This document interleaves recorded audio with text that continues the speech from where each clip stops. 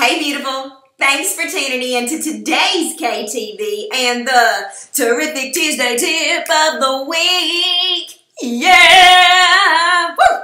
Today's KTV, we are going to talk about size. We have talked about this topic from every angle. Does size really matter? Talked about the importance of list building. But I want to know, do you suffer from small list syndrome?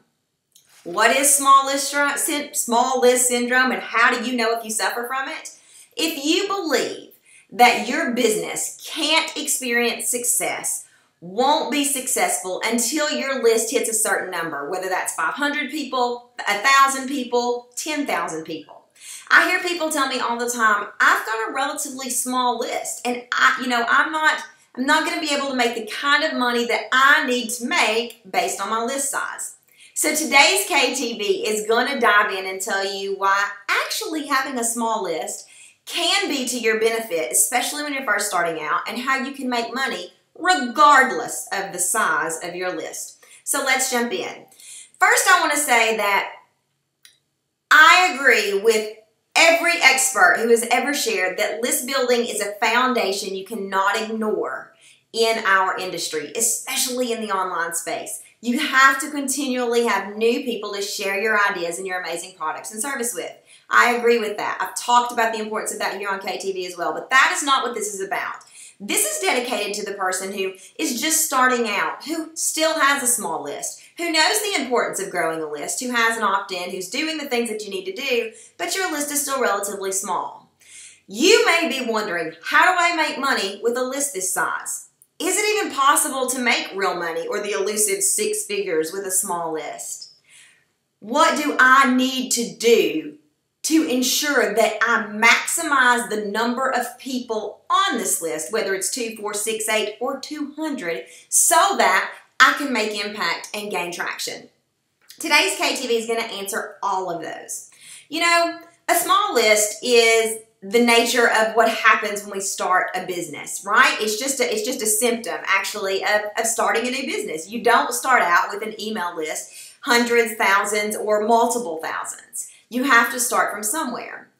And here is why having a small list can actually benefit you. Because you are able to implement the strategies of authentic selling better than anyone else, and that is to engage with them.